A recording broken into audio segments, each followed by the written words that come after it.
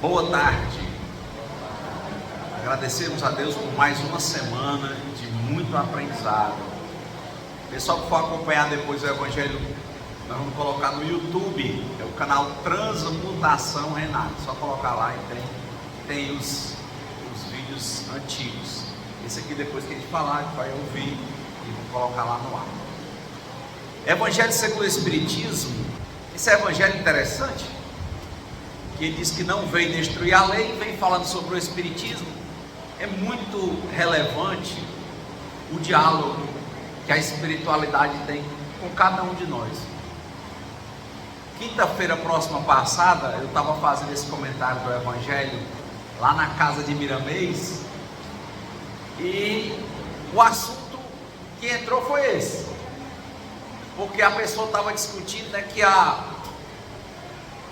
onde ela encontrou a paz era no Espiritismo, e ela nos pareceu dar um tom de que fora do Espiritismo tinha saído. Então quem for lá no canal vai encontrar o comentário no último evangelho que está lá no YouTube, que era mais ou menos assim: a chave e a fechadura da salvação. E exatamente demonstrando que não necessariamente, ou pode até nem ser, o Espiritismo. Então a gente levou uma hora lá mostrando, e foi interessante esse evangelho. Mas aqui o que está dizendo não é sobre salvação, aqui está dizendo apenas que o Espiritismo é mais uma confirmação da existência de Deus como Criador, nós como criados, e essa sinergia que há entre Deus, nós e o universo, o nosso meio. Então, ele apenas está explicando que o Espiritismo vem com essa força que se apresenta, e ele diz aqui como ciência. O Espiritismo, ele é ciência, filosofia e religião. Ele é ciência no ponto em que o que está sendo dito pode ser demonstrado, pode ser provado. Então, o que é que está sendo dito? Que a vida não cessa, que existe um Senhor da vida, que criou espíritos imortais, e que esses espíritos imortais, eles se comunicam, não só enquanto estão encarnados, mas mesmo após a encarnação.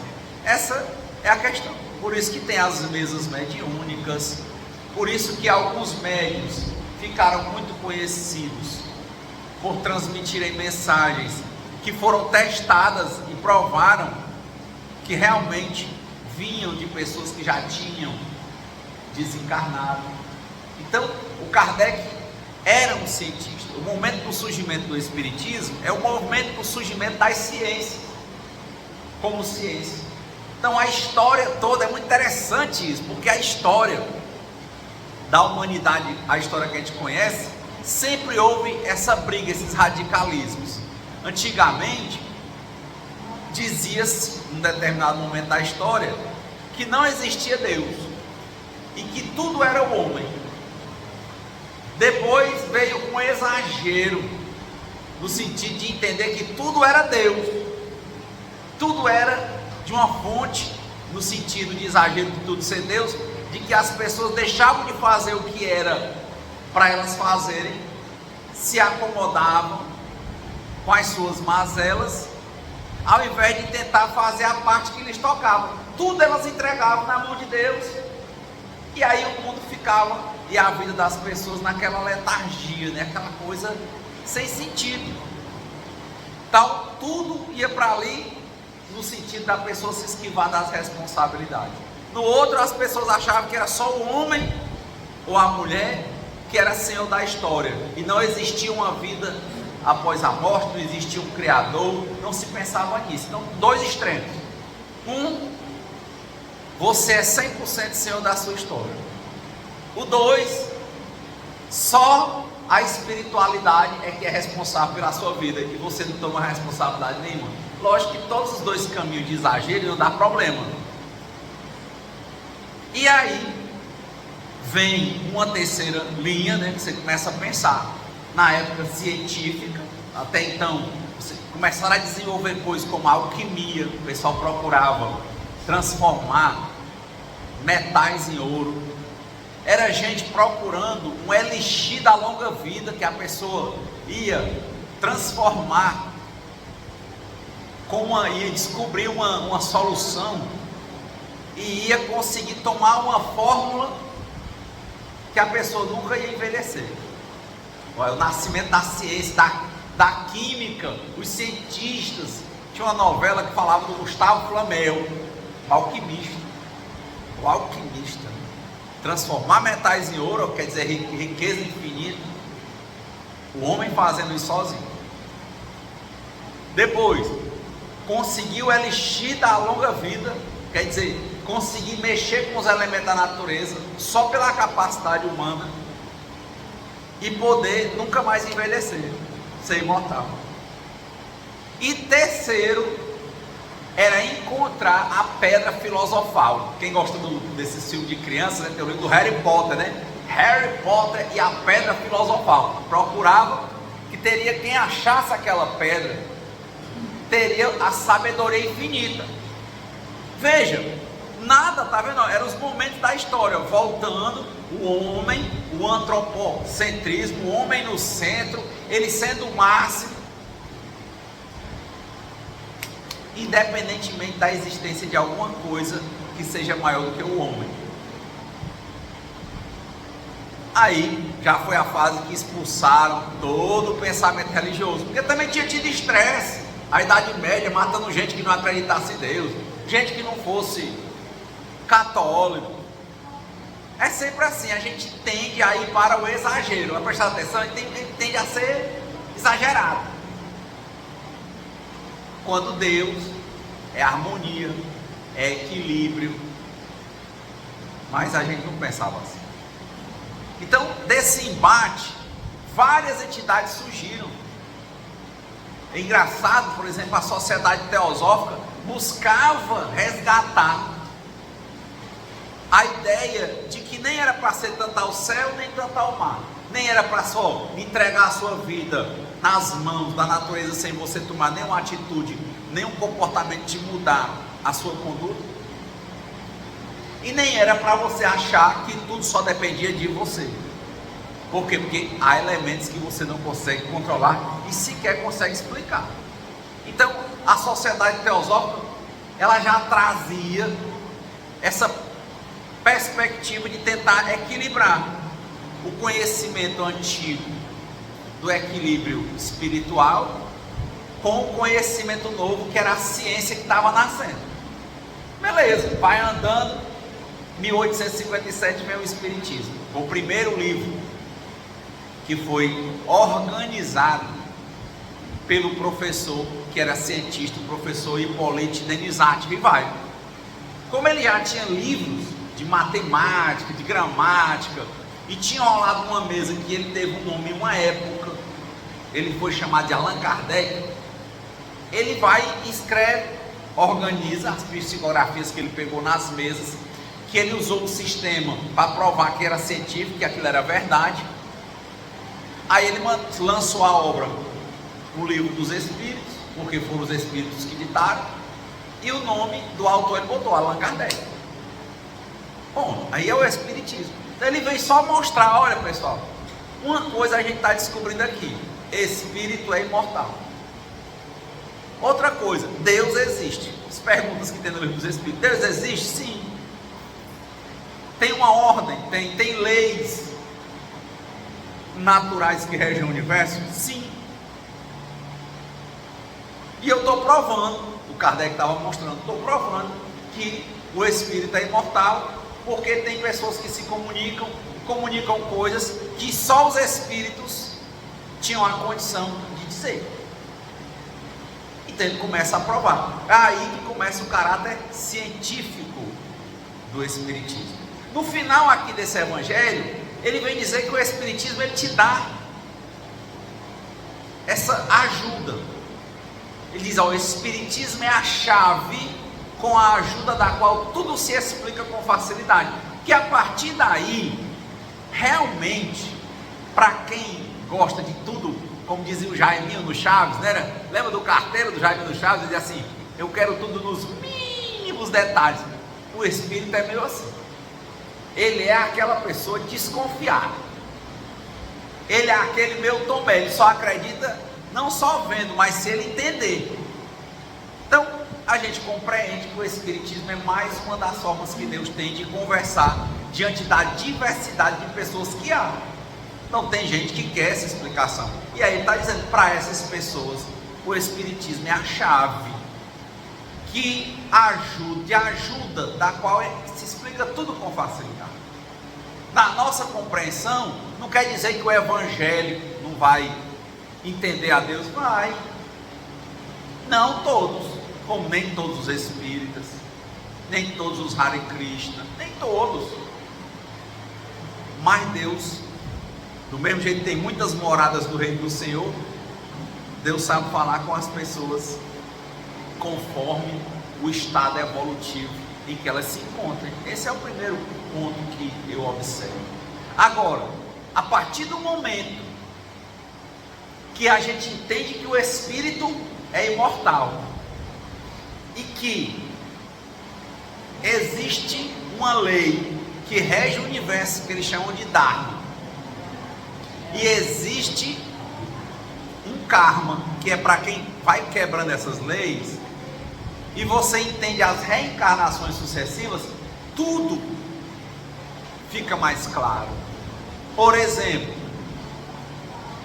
quando uma criança nasce com um problema de saúde, às vezes seu filho nasce e você diz assim: poxa, o meu irmão é drogadicto, é alcoólatra, é irresponsável, e o filho dele nasce aí, tem 10 filhos, cada um com uma mulher, tudo bom, e o meu nasceu com um problema que me dá mais desafio. Quando a pessoa faz essa pergunta, se ela olha e se encaixa, olha, existe um Deus, o Espírito é imortal, existem as leis de causa e efeito, cada um recebe conforme o seu mérito. O que importa para Deus não é punir, é ensinar.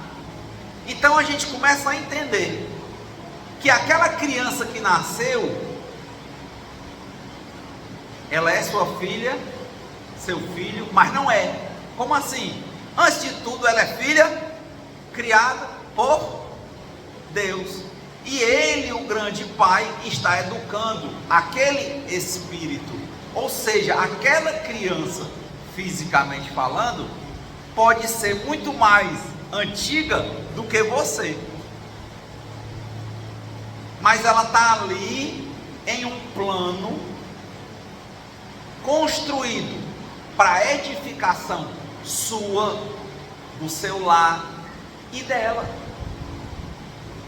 Como entender isso sem compreender a existência de Deus, a imortalidade do Espírito, a lei de causa e efeito e as reencarnações, que são depuradoras das nossas imperfeições? É por isso que o Espiritismo, nesse ponto, ele não é a salvação, mas ele é uma chave de compreensão. Cientificamente você começa a entender. E quando você tem a oportunidade de ser revelado para você por que aquela criança nasceu daquele jeito, você se ajoelha, vê, compreende a infinita bondade e sabedoria de Deus, que sabe de tudo, que está fazendo aquilo para o bem dela, para o seu bem, para o bem daquela família. Como aquele ditado: dos males o menor. Ele vai colocando aquela situação. Então, o Espiritismo, quando você vai entendendo, realmente você se sente mais tranquilo. porque não tem acaso. São as mesmas perguntas. Por que meu tio tem 89 anos e é completamente lúcido? Por que meu pai, com 90 anos, há mais de 8 anos, teve uma senilidade e um processo de demência incapacitante praticamente total? Eu não sei. Mas, quando a gente entende essa coisa do espiritismo, a gente sabe, por acaso não é.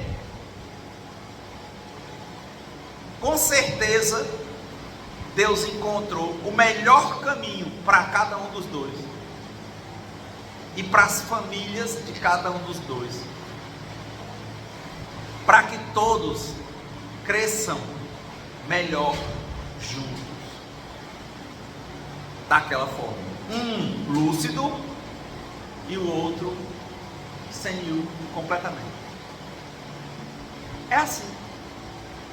Dizia na música Saudosa Maloca: Deus dá o frio conforme o cobertor. Sempre Ele dá. Essa é a grande questão. Por isso que a gente tem encerrado os evangelhos com a oração da serenidade.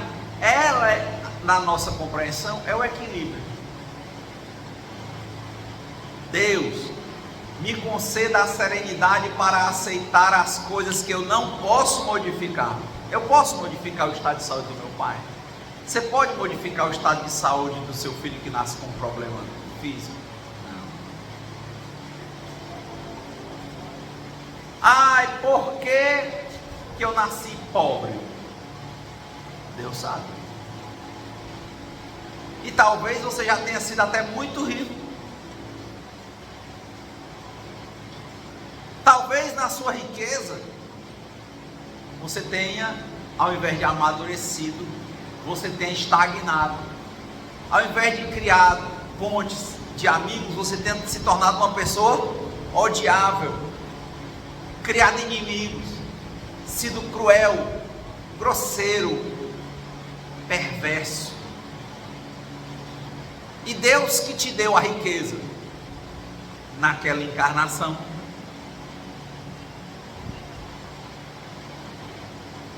como uma bênção e um desafio. É sempre assim as coisas de Deus, né? É uma bênção e um desafio.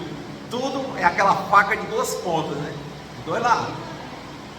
Você poderia ter melhorado mais, mas você se apaixonou pela sua riqueza material, esqueceu o espiritual, e ao invés de construir uma ponte de edificação, você construiu um buraco de dívida. Foi um elo de destruição de muitos, de violência, de crueldade. Tomou as coisas das pessoas. Foi injusto. Aí a espiritualidade organiza uma próxima encarnação para você, com a sua contribuição no plano espiritual. Você diz: olha, realmente não é que eu tenha que pagar o olho por olho, dente por dente, mas eu não consegui compreender o valor dos bens. Eu fui desequilibrado, eu fui desequilibrada. Aí Deus te manda uma nova encarnação mais difícil. Difícil. Porque você mereceu aquela encarnação difícil. Você conquistou aquela encarnação difícil. Mas do mesmo jeito que a riqueza poderia ter sido usada para o bem de ter feito você melhor, você pode usar a miséria e a pobreza para se tornar mais forte, para crescer, para melhorar. Não pode? Tem gente que vem do nada. Está vendo? Sempre as coisas de Deus vão ter no mínimo toneladas. Sempre. Tudo que Deus te dá, você pode prosperar, ou, como é que diz aqui no Ceará, botar no mato.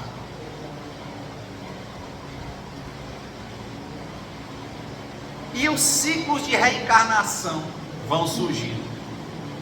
Você vai colhendo conforme você plantou em vários momentos da sua vida, e vai colhendo o que você plantou considerando as várias encarnações da sua existência. Aí você começa a entender que tem uma lógica. Com essa lógica você vai sentir dor, mas não vai sofrer, porque você vai lembrar que Deus existe, que Ele é infinitamente justo, que Ele é infinitamente bom, que sempre que Ele te coloca numa posição, Ele está desafiando você a ser melhor do que você mesmo, sem que você queira ser melhor do que ninguém. Ele pode te colocar numa condição de miserabilidade e pode fazer você entrar nas drogas, se envolver com as piores pessoas e ficar pior ainda. E pode te colocar na mesma condição de miserabilidade e você ver pessoas melhores e você querer estudar e trabalhar e crescer.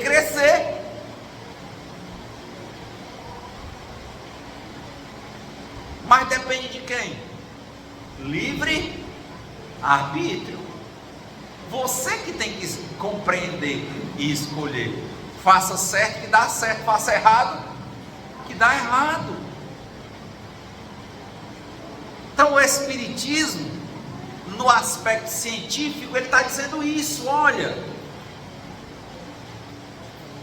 é exata a lógica. Deus existe, Deus é infinitamente bom, infinitamente justo, infinitamente sábio. Ele controla todas as coisas e Ele te ama. Não existe quem tenha mais sucesso na vida do que você para Deus. Ele consegue dar a infinita atenção, o infinito amor para cada um, para cada ser que Ele criou. Basta você olhar para Ele. E sempre que a pessoa procurar, Deus vai dizer: eis-me aqui. Porque Ele nunca saiu. É a gente que não quer ver. Está vendo? É a gente que acha que só depende de nós. É aquela pessoa que nasce numa situação que nem é de tanta vulnerabilidade, mas diz assim: para que eu fui nascer pobre? Poxa, se você não gosta, pois vai estudar e trabalhar para você enricar, né? Mas a pessoa para por aí. É por causa do capitalismo, é por causa do presidente. Tu está estudando? Mas é porque a minha mãe não comprou o livro. Tu está estudando? Mas o livro, tu não tem o tablet aí, às vezes o celular, lá na rua o pessoal com o celular, né, olhando rede social, procura aí o que é que tem de informação, não está procurando? Mas a minha mãe não comprou o livro. Que tua mãe, rapaz, o negócio está na tua mão aí, vai atrás.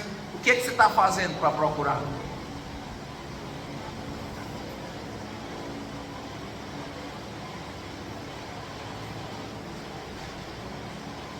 Bota aqui um estante aqui fora de livros aberto e um estante cheio de celular novo. Amanhã o que é que amanhece? Só os livros.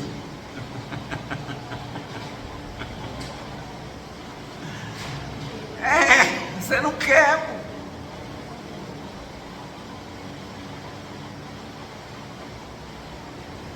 E logicamente ninguém pode pedir uvas ao espinheiro. Se você plantou espinho, como é que você vai colher uva?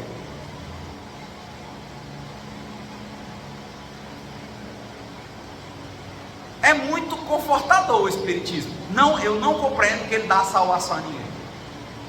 Quem dá a salvação é Deus. E a pessoa tem que querer. Porque sem querer, você não vai fazer por onde. É o merecimento. É o que diziam os espíritos. Quando Chico Xavier se deparou com Emmanuel, ele tinha 17 anos. E Emmanuel mostrou para ele que ele ia ser conhecido, que ele ia escrever muitos livros, que ele ia passar na televisão. Ele disse: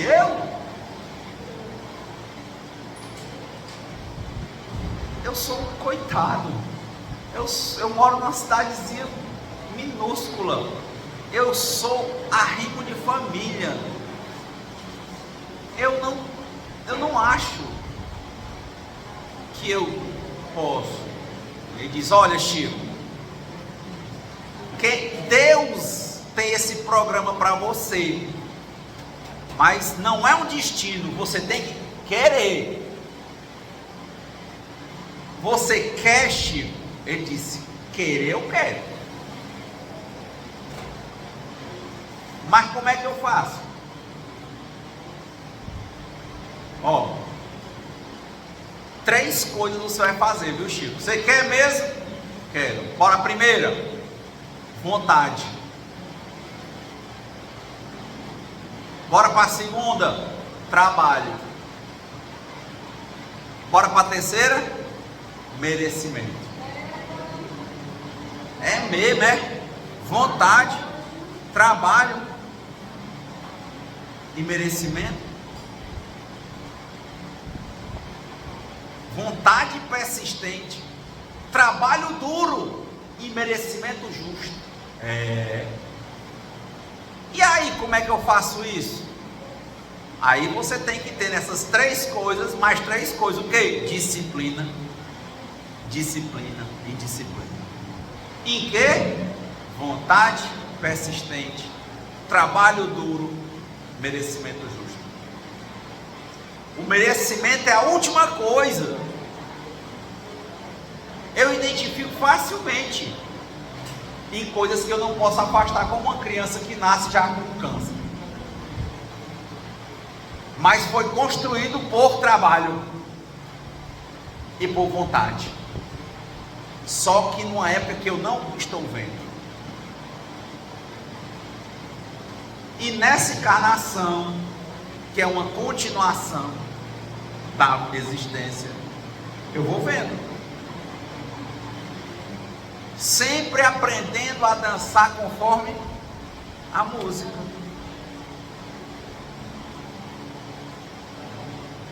Sempre dialogando fortemente com Deus, perguntando a Deus o que é que Ele quer que você faça. Senhor, eu quero isso aqui. Senhor, eu sou pobre, eu quero enricar. Quer, meu filho? Mas antes disso, Senhor, eu quero que seja feita a vossa vontade e não a minha. Eu quero que seja para a tua honra e para a tua glória, Senhor, não para a minha. Porque eu sei que a riqueza é só mais uma lição. Na verdade, Senhor, eu sinto essa vontade de riqueza material, mas eu sei que eu preciso, de forma tão intensa quanto, de riqueza espiritual. E eu sei que a riqueza material só é firme quando o Senhor, por merecimento, põe a mão.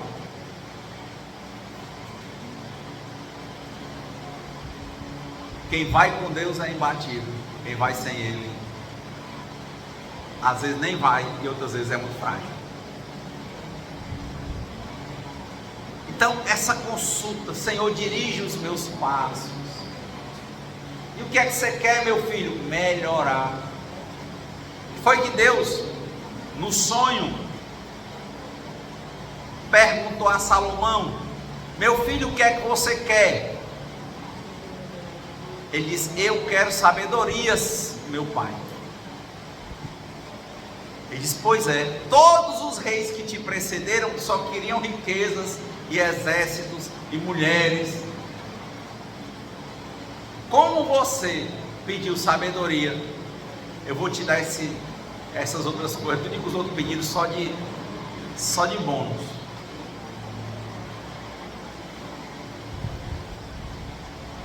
É isso. Compreender a vida como completa, mas pensando no todo. mas os nossos atos, como sempre, por completar. O aprendizado, o crescimento é algo infinito. Quando eu era novo, eu conseguia isso. Beleza, consegui isso. Agora eu estou velho e não tenho força para conseguir isso. E o que é que você consegue sendo velho? Mas eu era um grande pedreiro, agora não consigo mais subir na escada. Bom, e agora? Só dava para mim se eu fosse estudar. Mas um caboclo velho como eu vou lá estudar, papagaio velho, não aprende a falar, vamos dizer assim? Aprende. Você quer? Mas eu estou velho. Meu filho, o espírito é imortal. Vai mudar a atitude física, você pode mudar. Rapaz, eu gosto de beber, botar boneco, comer muito. Sei que me faz mal, sou agressivo. Você sabe? Se você está falando isso é porque você sabe que tem que mudar. Muda. Mas eu já tenho 40 anos, eu tenho 50, eu tenho... Nunca é tarde para mudar. Por mais que eu não possa voltar atrás e fazer um novo começo, qualquer um pode agora escrever um novo final. Outro dia eu vi um senhor, terminou medicina com 90 anos de idade. E por que tem gente que está com 70, que ganhou a vida fazendo atividade braçal, mas que não pode mais, a pessoa entra em depressão? Por que ela não vai fazer outro tipo de atividade?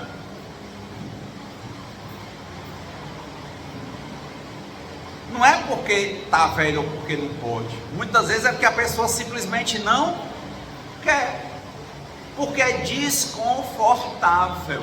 Mas Deus, que quer nos ensinar, que nos ensina constantemente, Ele vai nos desconfortar toda a vida. Toda a vida. Já pensou? A mulher paquera com o homem pela beleza, o homem bonito, aí casa.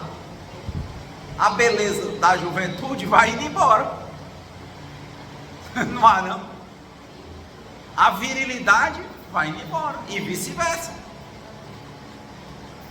Pode melhorar? Pode, mas ficar igual? Não.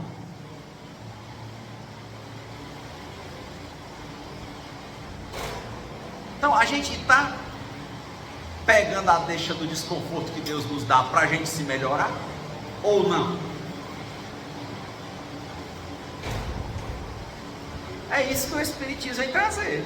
Você tem capacidade de compreender que a sua vida, o aprendizado nunca vai chegar ao fim?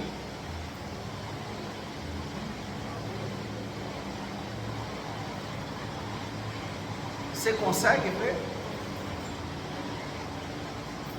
Consegue? Eu engordei, não tá bom. Consegue emagrecer? Eu anorexia, emagreci demais. Consegue ganhar um pesozinho?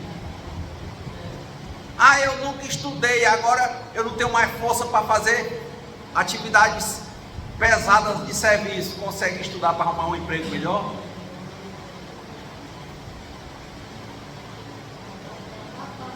Você consegue se adaptar? Ou você fica daquele jeito? Eu já sou uma pessoa que tem mais passado do que futuro. Não, eu não consegui mais nada não. Eu estou dizendo que eu vi outro de um homem terminar a medicina com 90. Eu vejo o pessoal dizer que está desse jeito com 40.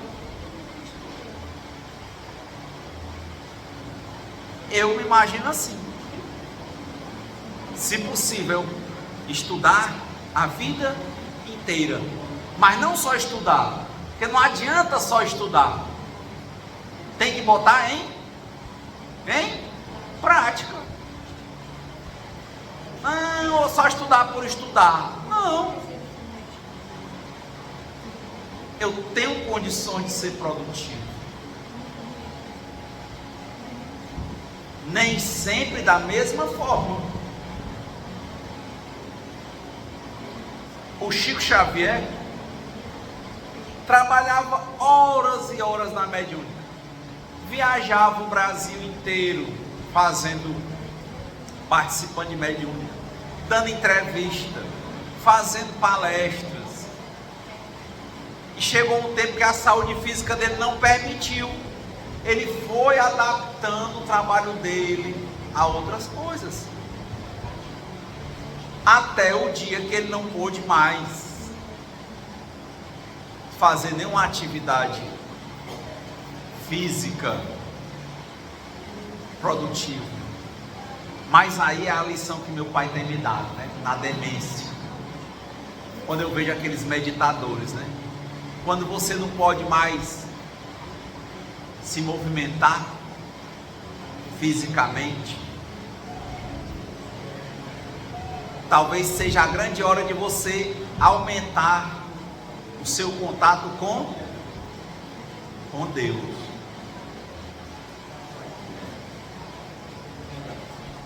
Mas quantas vezes nós não estamos tentando viver fora de tempo, fora do eixo? Quando é novo, quer fazer coisa de gente mais velha.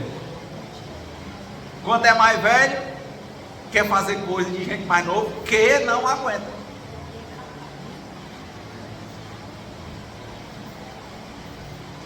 Ao invés de estar servindo a Deus, perguntando a Deus todo dia o que é que Ele quer que você faça, e Ele vai te dizer: mude, se adapte, melhore, cresça, porque a vida não cessa. É o Espiritismo que está dizendo isso para ti. Os Espíritos. Continue evoluindo. Aí a pessoa fica querendo mexer no que não pode. Vai conseguir evitar dor, velhice, doença e morte? Não vai.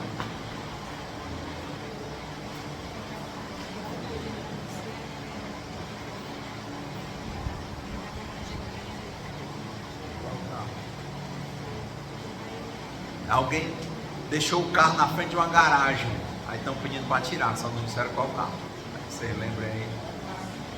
É um Classic prata.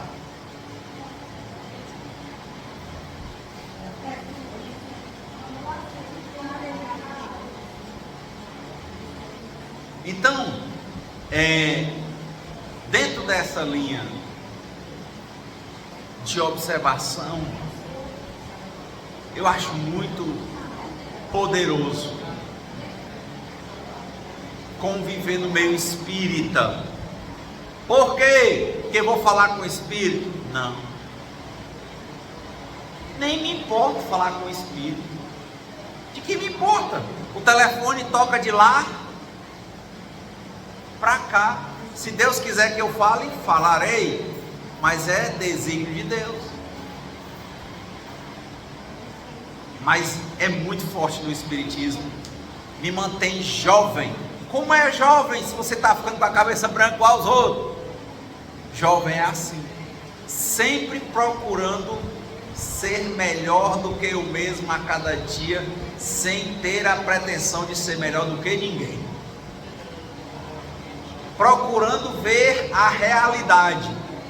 Humildade é isso. Humus é areia, é botar o pé no chão. Dançar conforme a música e estar disposto a aprender todo dia, conforme a fase que eu estiver. Sempre isso. Sempre me aprimorando. Em que campo da vida? Em todos.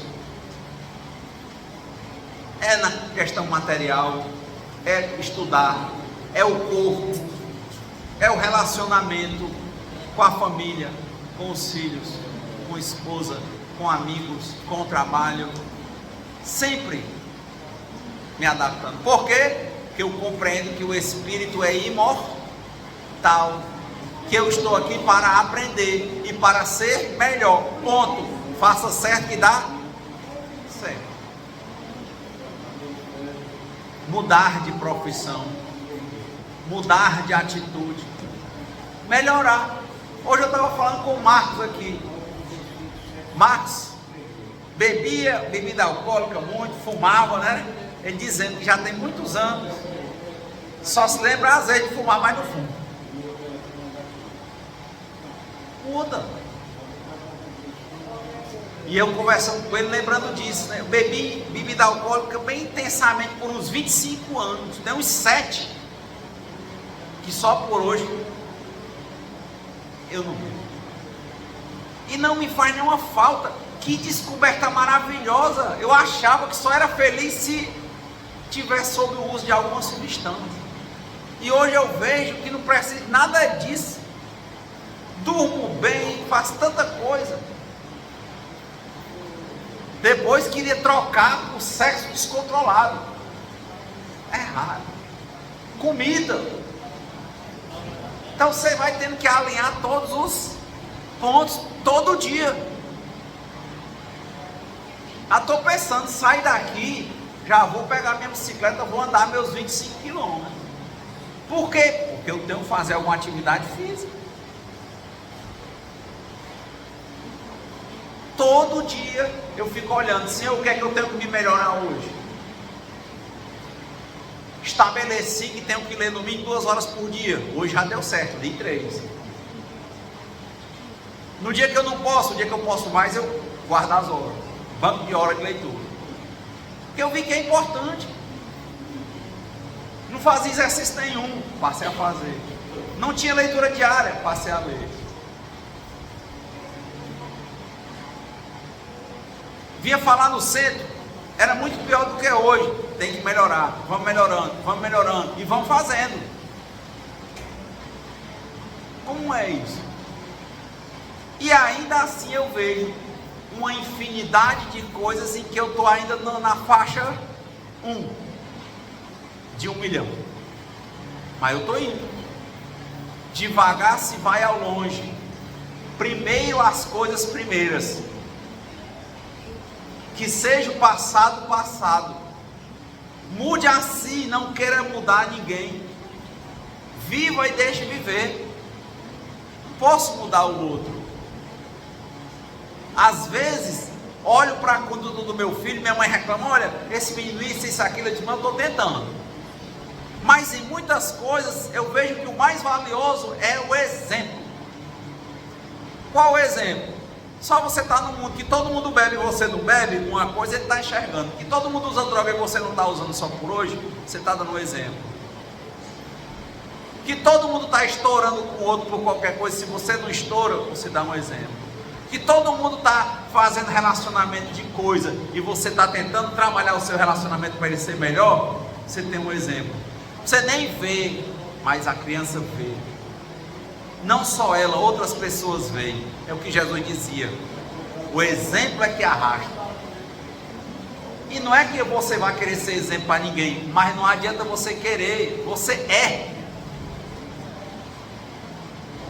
Se você faz uso, quem se anima com isso, pega o exemplo. Se você não faz, a pessoa também pega. Então não é que você queira ser exemplo para ninguém, mas você é. Aí é um dos seus papéis no mundo. Você está exercendo bem o seu papel?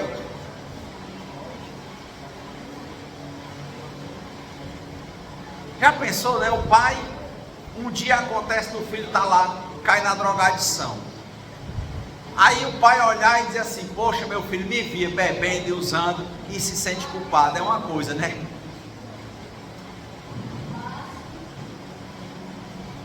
E ele olhar, o filho dizer, olha, eu estou nisso. Eu soube que meu pai foi, mas ele conseguiu sair, ele está vendo uma saída. Ou disse, olha, eu entrei nisso, meu pai nunca foi, ele está vendo uma saída. Mas para ele dizer que o pai foi e morreu daquele jeito, ele acha que não tem saída. Essa é a procura. Então, resumindo aqui, o Evangelho, eu não vim destruir a lei, nesse capítulo 1, que fala sobre o Espiritismo como uma ciência e conclui dizendo que o Espiritismo é a chave com a ajuda da qual tudo se explica com facilidade, é isso. Deus, Criador, você criado, um espírito imortal que está em aprendizado constante, tanto nesta vida quanto em vidas subsequentes. Se você faz certo, dá certo. Se faz errado, dá errado. É a lei do merecimento. E Deus está sempre te dando a oportunidade. Basta que você dê os 3 passos: vontade persistente, trabalho duro, para ter merecimento justo. Não tenha dúvida. O resto é só disciplina, disciplina e disciplina. Ponto. Vontade, trabalho e merecimento. Essa é a chave. Essa é a chave. É o que o Espiritismo está dizendo. Então, que Deus nos conceda a serenidade para aceitar as coisas que nós não podemos modificar, mas que nos dê coragem para mudar as coisas que nós podemos, e sabedoria para reconhecer a diferença de umas das outras, e que seja feita sempre a vontade de Deus e não a nossa. Que nós possamos encontrar motivação e alegria de viver todo dia, toda hora. Isso está na nossa mão. Mas eu estou em depressão de novo. Vontade de sair dela. Trabalho para sair dela. E você vai merecer sair dela. Vai sair, mas tem que querer. Muita paz e boa semana.